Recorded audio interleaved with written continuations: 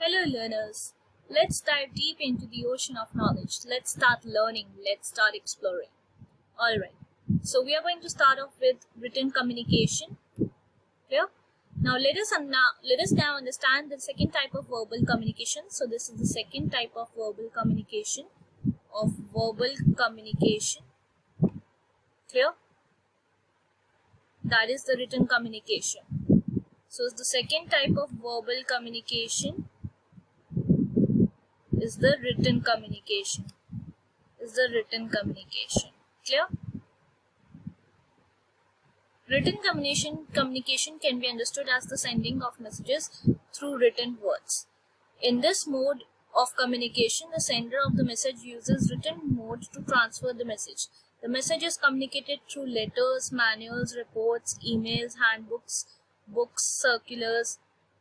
Written communication is a very effective way of communicating since it involves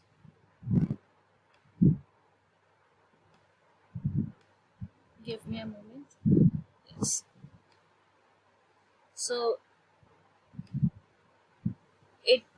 written communication is very effective way of communicating since it involves documentation that can be preserved or can become a permanent record for future use. It is primarily a formal mode of communication, and unlike oral communication, it is not very flexible in nature. A written document can be used as evidence in a legal scenario, and hence it is reliable mode of communication in professional settings. The language used in the form of communication is usually formal in nature. We use complete sentences, words, and avoid short forms or jargons. Written communication is also very popular in informal settings. In today's world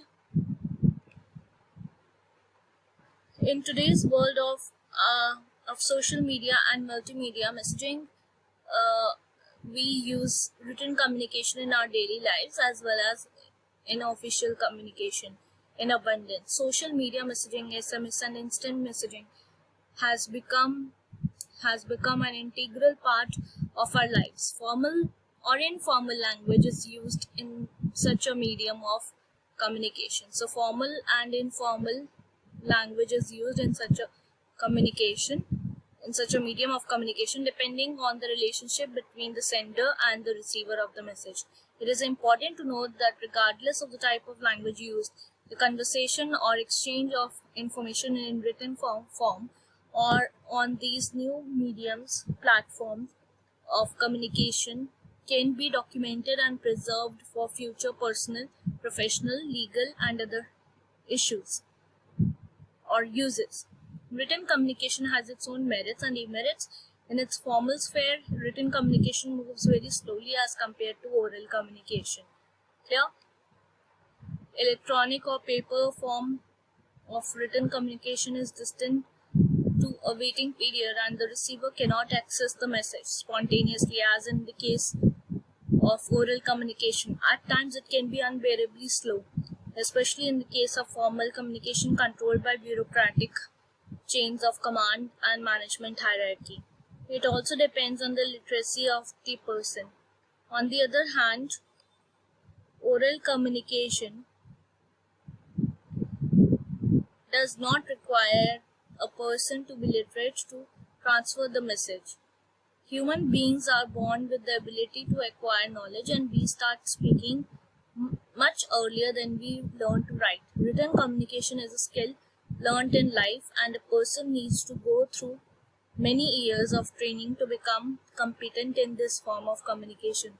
A child learns to speak in a specific language just by imitating the elders around him or her.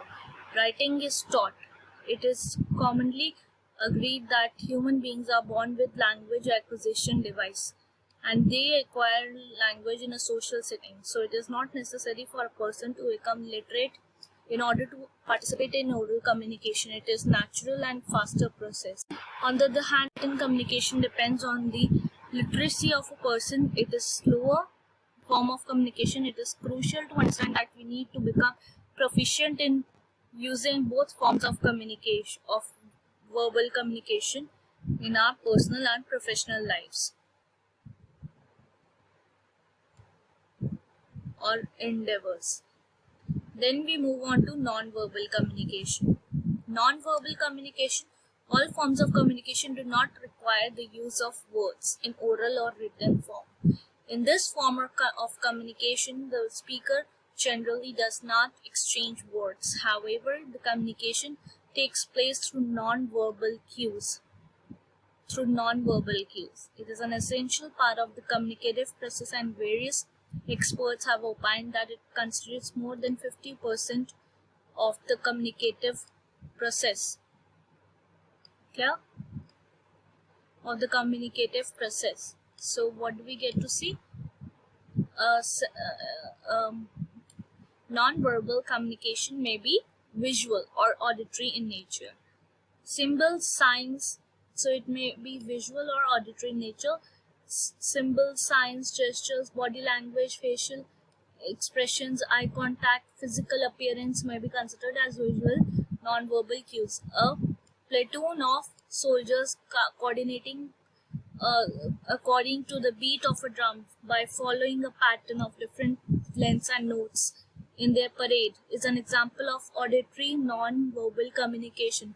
Another example could be a bell in a school, which is used in specific ways to govern the timetable of the school.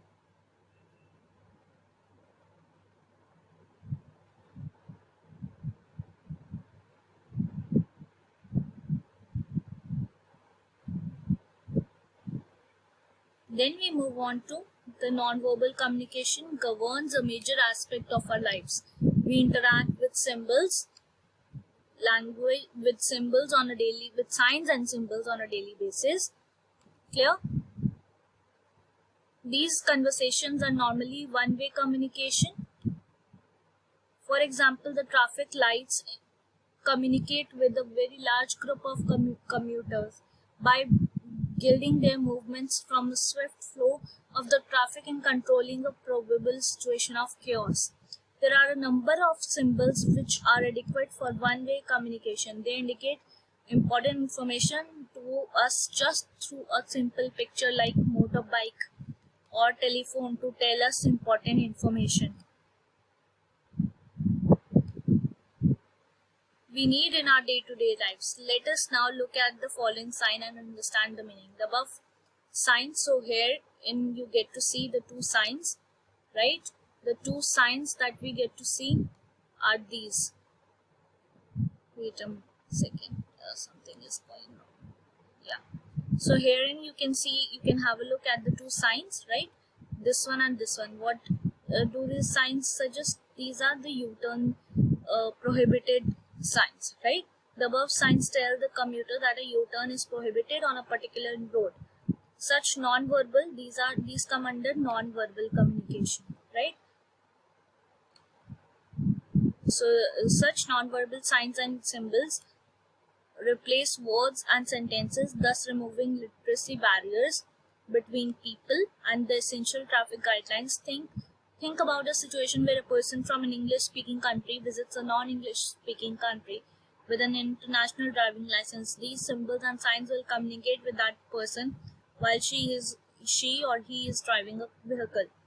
There are different words for toilet for men and women.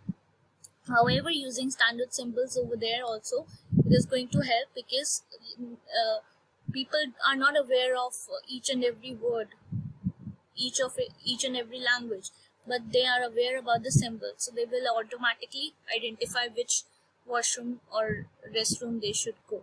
So herein again we get to see the importance of signs and symbols. Then non-verbal communication is a form of universal communication which is not restricted. Again, very important point, is a form of universal communication which is not restricted by language boundaries, and the same signs and symbols can be used everywhere. These signs and symbols act as a tool to include the illiterate population in all major activity. For example, every political party has a symbol, and an illiterate voter identifies the candidate through the symbol of the political party. It would be possible to select the candidate of one's choice from a large pool of candidates contesting in a particular election. It takes care of two different perspectives. First, it helps the illiterate to identify a candidate of their choice, and it makes the process faster and easier. Second, a literate voter can just look at the symbols to identify his or her choice of the candidate to vote, instead of reading the names which will make the process slow. Now think of football or cricket match. Let me just move on. Now think of a football or a cricket match. These matches are attended by a very large number of people, and it would be impossible to communicate with the audience and convey the match proceedings.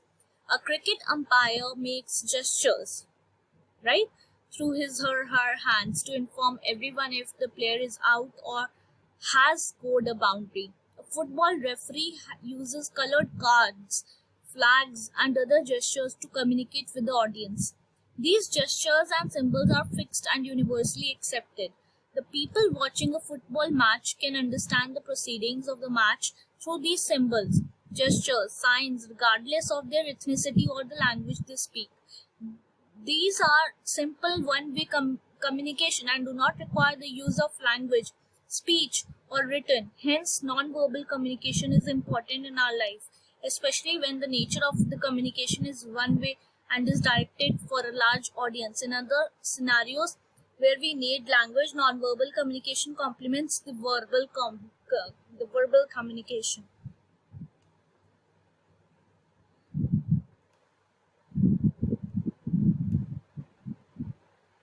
Now we will see the advantages and the disadvantages of verbal and non-verbal communication. Advantages and disadvantages of non-verbal communication. Right? Let's check out the advantages and disadvantages of non-verbal communication. Advantages, first of all, we'll read the advantages, then we will move on to the disadvantages.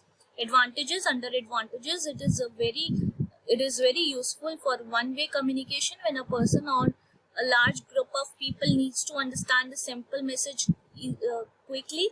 It is easy to understand and people almost act instinctively on specific signs, symbols, etc. Literacy of language is not essential in comprehending non-verbal signs and symbols. A very large data set can be presented through graphs, charts, etc.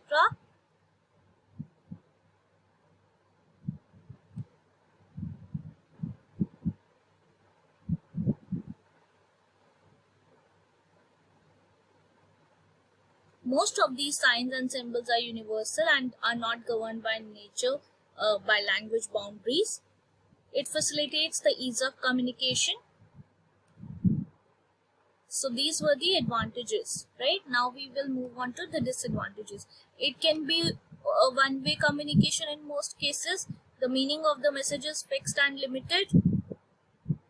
People need to learn the meaning of a particular sign. Traffic signs interpreted incorrectly may lead to a result in an accident. Making and interpreting these graphs, charts, etc. require professional training. It can be time consuming and expensive. It also requires literacy skills. Installing and maintaining these signs and symbols for mass consumption has its recurring cost and can be a burden on finances. Improper signs, boards, hoardings can either incorrectly guide someone or may divert the attention of the drivers, resulting in an accident. These signs may be interpreted incorrectly sometimes and may result in miscommunication. Clear? Then we move on to, you can see this pie figure. This shows the percentage of students. Now look at figure 1. This is a visual representation of the mode of transport and mode of transport used by students. So for 44%, 4%, 11%, 16%, 25%, they have been specified. Now this is a visual